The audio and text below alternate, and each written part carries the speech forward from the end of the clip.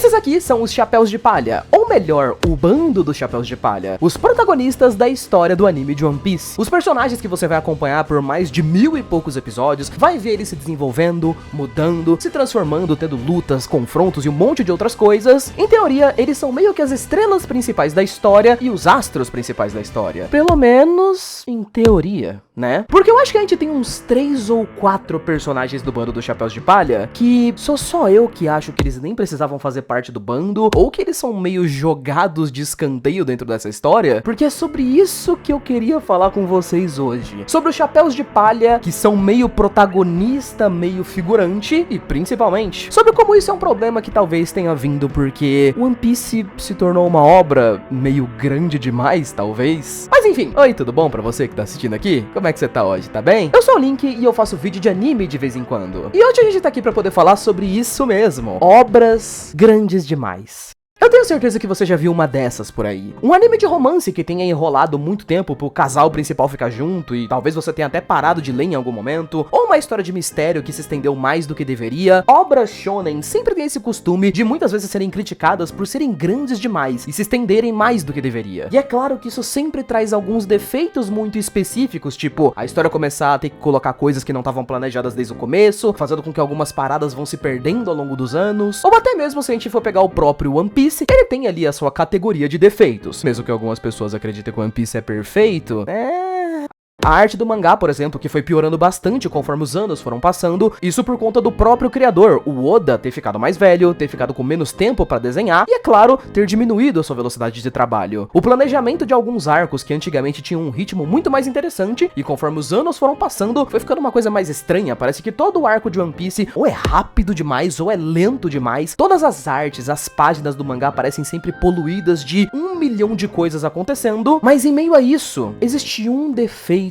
que pra mim é um dos maiores de ter criado uma obra tão grande quanto One Piece: os protagonistas da história. Você se lembra lá do comecinho da história de One Piece? Os primeiros episódios que você assistiu, quando a gente tem aquela ceninha do Luffy falando pra gente que ele não queria muita gente no bando. Umas 10 pessoas já tava de bom tamanho, e você sabendo que vai assistir um negócio que tem mais de 600 episódios, você já coloca na sua cabeça que você vai ter aí tempo de sobra pra gostar de todos os Chapéus de Palha. Todos vão ter momentos incríveis, todos vão ter um desenvolvimento absurdo, vão mudar, vão se transformar e tal, e talvez não. Talvez a gente tenha alguns personagens que sim, vão continuar sendo trabalhados ao longo de toda a obra. Talvez tenha alguns outros aí que vão perder um pouco de espaço e vão quase não aparecer mais depois de um tempo. E talvez tenha outros que esses são o que eu vou falar hoje, que nem chegaram a ter esse momento em que eles apareciam muito. Eles só estão no bando porque eles estão no bando. E os Chapéus de Palha abandonados pelo roteiro.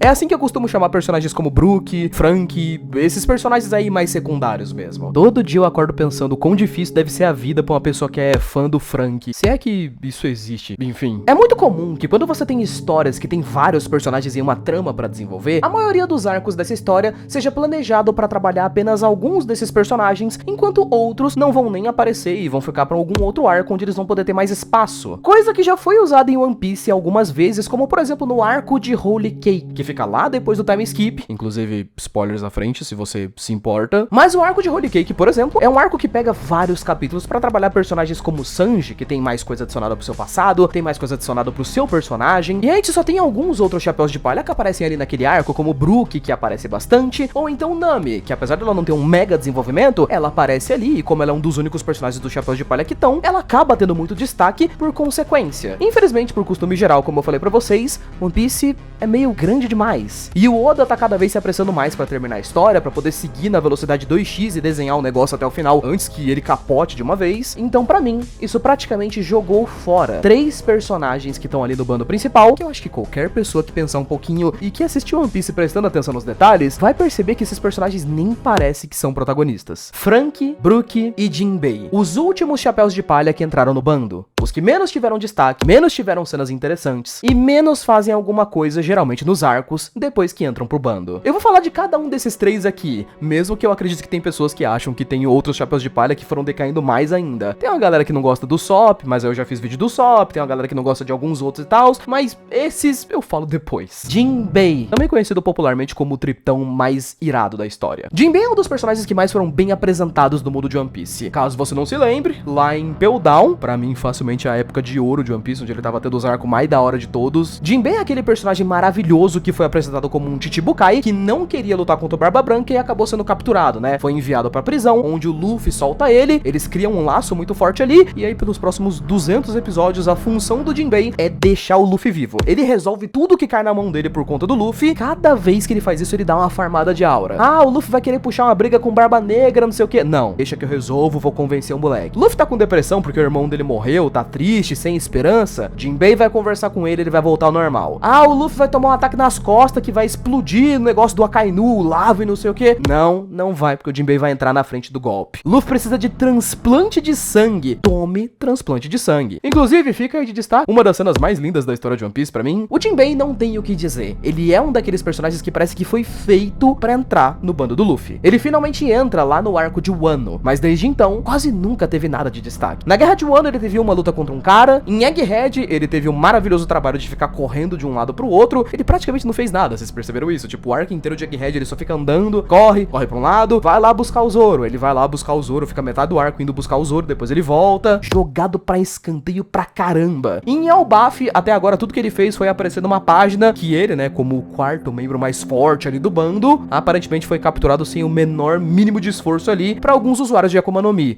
Muitas pessoas acham muito engraçado, inclusive, o fato de que o Jinbei, ele deveria ser um dos personagens mais roubados da história de One Piece. Vocês já pensaram no fato de que o Jinbei consegue manipular uns bagulho de água? Ele consegue fazer água. E a gente sabe que água enfraquece usuários de Akuma no Mi, né? Então, Jinbei é um dos personagens aí, né, mano? Atacado pelo roteiro. A parte triste do personagem do Jinbei, pra mim, pessoalmente, é que ele é, dos personagens do Chapéus de Palha, dos últimos que entraram ali, parece que ele é o que mais eu esperava pra entrar no bando, porque parece que ele foi criado pra isso. Você consegue imaginar ele no bando. Talvez tendo alguma cena sendo super leal ao Luffy, do mesmo jeito que o Zoro era no pré-time skip, umas cenas como um personagem mais sério, né? Porque ele é um pouco mais velho que o resto do bando ali, que são tudo um bando de moleque, mais ou menos. Mas, meio que não. Depois que o Jinbei finalmente entra no bando, acaba que ele fica um pouco apagado por causa do caos dos personagens ali. Como ele é um personagem mais tranquilo, normal, ele quase não faz diferença nenhuma. O que pessoalmente é bastante triste pra todo mundo que gosta do Jinbei, mas sabia que quando ele entrasse no bando, ele ia ser jogado muito pra escanteio e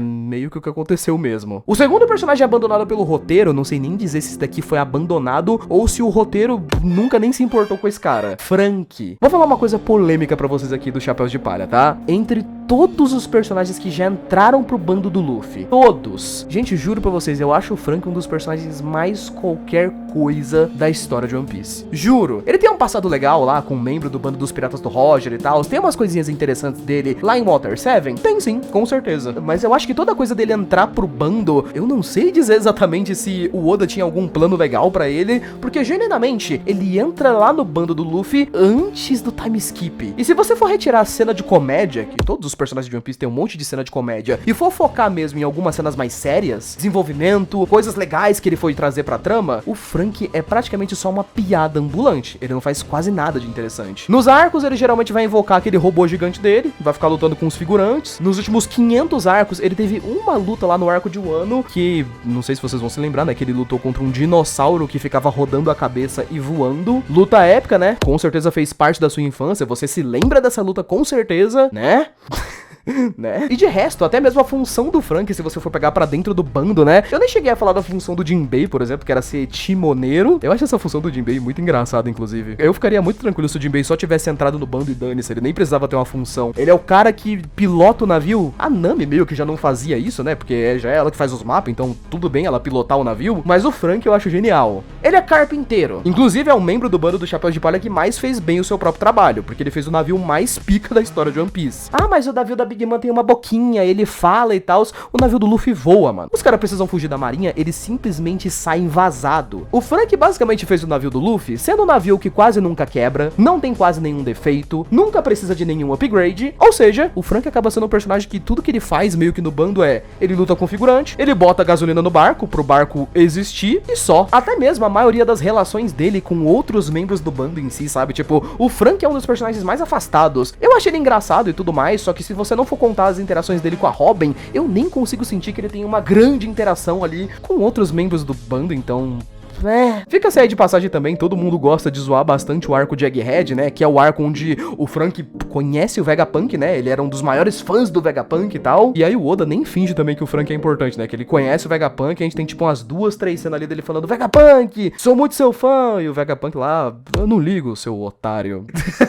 Tá, desculpa, ele não fala isso, mas seria muito engraçado se ele falasse. Enfim, diferente do Jinbei, que eu gostaria que ele tivesse muito mais destaque, o Frank, eu juro pra vocês que ele, pra mim, ele tá num time de personagens que eu não sei porque fazem parte do grupo principal. Tem os momentos legais do Frank? Tem, mas sei lá. E por último, mas não menos importante, ele, o senhor shitpost em pessoa, o Brook. Cara, toda vez que eu lembro que o personagem do Brook existe, eu lembro que tem uma cena lá no pré-time skip que o pessoal do bando estão conversando com uma sereia lá e o Brook vem andando na direção dessa sereia. Você pensa que ele vai fazer aquela clássica, né, a piada da calcinha e tal, e aí do nada ele pergunta pra mina se ela tem 20 reais pra emprestar pra ele. Eu assisti essa merda pela primeira vez, mano, eu fui pego tão de surpresa que eu fiquei uns 2 minutos seguidos rindo. Brook é um dos personagens que eu mais fiquei feliz quando entrou pro bando. De verdade. Ele tem essa dualidade estranha entre ser um dos personagens que tem um dos passados mais tristes dos Chapéus de Palha, muito tensos. Ele é um dos membros mais agradecidos pelo Luffy ter salvo a vida dele, um dos membros mais leais ali no bando do Luffy, e tem o plus ali de que ele facilmente é um dos personagens mais engraçados do bando do Luffy. A parte triste é que depois que ele entrou pra história em Thriller Bark, a gente já praticamente foi direto pro quê? Pra Sabaody, né, onde o bando se separou, e aí todo mundo só voltou no pós-time skip, onde o Brook foi completamente jogado como um figurante, aparecendo muito pouco em quase todos os arcos que vieram consequentemente, sempre tendo aquele papel de terror dos figurantes. Vocês já perceberam que o Brook só faz isso, cara, em todos os arcos? Tipo, sempre em todos os bandos pirata que os caras vão enfrentar, sempre tem, tipo, uns 5 caras que são importantes de verdade mesmo, que você lembra o nome deles, e aí o bando tem, tipo, 3.500 figurantes. O Brook, até se você for pegar nas aberturas do anime, ele só bate em figurante. Luffy e Sanji e Zoro são sempre os caras que aparecem na abertura batendo em Almirante, batendo em Yonkou, batendo no Kaido, aí você vai pro Brook, ele tá sempre ali, quebrando a cara dos figurantes. O arco que ele mais tem destaque, se vocês forem pegar, é qual depois do time skip? O arco de Holy Cake, né? Que é um arco que é muito conveniente pra ter destaque, porque a Big Mom consegue criar o quê? Um monte de figurantes com o poder dela de manipulação de almas. E aí o Brook, né, sendo o famoso Soul King, né, o rei das almas, e consegue lidar com aquele bando de figurantes, que não são muito diferentes dos figurantes dos outros bandos, né? Brook, inclusive, é o tipo de personagem que pra mim, ele tem o mesmo nível ali de abandono pelo roteiro do próprio Frank. Ele tá na história já tem bastante tempo, ele entrou lá pro episódio 300 e pouco, 400 e pouco por aí, e você quase nunca tem uma luta de destaque pra ele, você quase nunca tem momentos de destaque pra ele. Ele tem alguns momentos legais aqui e ali, só que é aquela coisa, sabe? Você tem personagens que aparecem em um arco de One Piece, são cheios de momentos impactantes, e muitas vezes são 10 vezes mais lembrados do que personagens como Brook, Frank, que são, em teoria, protagonistas da história. Pois é. Eu tinha falado isso lá no começo do vídeo, mas eu volto a repetir aqui. Obras que se tornam grandes demais sempre apresentam um problema e outro ao longo ali do decorrer dos anos, quando vão se passando, sabe? Eu me lembro facilmente de ter assistido momentos de Naruto, por exemplo, onde eu sentia que personagens estavam sendo abandonados, e outras histórias, por exemplo, principalmente de romance, que eu sentia que a história tava enrolando demais. Mas One Piece, ele tem alguns problemas que são muito específicos pra mim a respeito de, por mais irônico que pareça, né, já que as pessoas consideram o Oda como um dos caras que mais planejou a história dele, pra mim, falta de planejamento com os personagens é uma coisa que pega muito o Oda. Eu acredito que os plots de One Piece, todo o mundo gigantesco e fantasioso dessa história, foi planejado por anos pelo Oda. Tanto é que sempre que a gente vê alguma coisa relacionada ao mundo de One Piece na história, sempre é absurdo. Você juntar pontos de coisas que você já conseguia entender lá no capítulo 100, só que vão fazer diferença anos e anos depois. Só que quando as coisas se tratam dos protagonistas da história, eu sinto que o Oda não tem nem metade desse planejamento. Quando ele criou o Frank, por exemplo, o que ele tava pensando pra criar o Frank? Tipo, pra onde queria levar esse personagem exatamente? Outros personagens como o Usopp, que eu já cheguei a fazer vídeo aqui no canal, ele cria esse personagem tão interessante e o Usopp aparece lá, sei lá, pro episódio 20, 30 de One Piece e se torna um dos personagens favoritos de todo o público. Ele tem essa coisa de ser o cara covarde que vai se tornar um guerreiro do mar bravo e destemido. E aí a gente passa os próximos 1000 e poucos episódios com o Usopp aparecendo cada vez menos. Você tem vários arcos que ele de verdade fica o arco inteiro correndo dos inimigos. Ele aparece, faz umas piadas, não faz mais nada e aí no próximo arco ele vai ter tipo uma ceninha legal, talvez duas ceninhas legais. É o tipo de coisa que me faz ficar um pouco triste, porque conforme mais anos passam, eu não sei se vocês viram, agora começou 2026, mas teve todo um anúncio, por exemplo, o Oda sempre faz anúncios no começo do ano, falando sobre como vai ser esse novo ano na história de One Piece. E ele até chegou a falar nesse novo anúncio que tava fazendo One Piece a toda a velocidade que ele consegue, até porque, né, ele tá ficando velho e tal, e ele até chegou a dar uma ideia de que talvez o Luffy já chegue em Laugh Tale, né, na última ilha, finalmente esse ano. Então assim, não é meio triste de pensar que a jornada dos personagens está acabando, e vários deles, não tem como dizer de outra forma, foram só figurantes da própria história. Alguns conseguiram mais destaque do que outros e foram se mantendo interessantes até o final da história. Outros eu simplesmente não me importo se no último arco da história fizerem alguma coisa legal, porque, sinceramente, 1000 e poucos capítulos. Não importa se o Usopp fizer alguma coisa grande no arco de Elbaf. Isso não vai fazer com que eu goste 10 vezes mais dele. Eu ainda tive que acompanhar mais de 500 episódios dele sendo ninguém. Do Frank sendo ninguém. Então, pois é, né? Mas, e você que tá assistindo? O que você acha disso?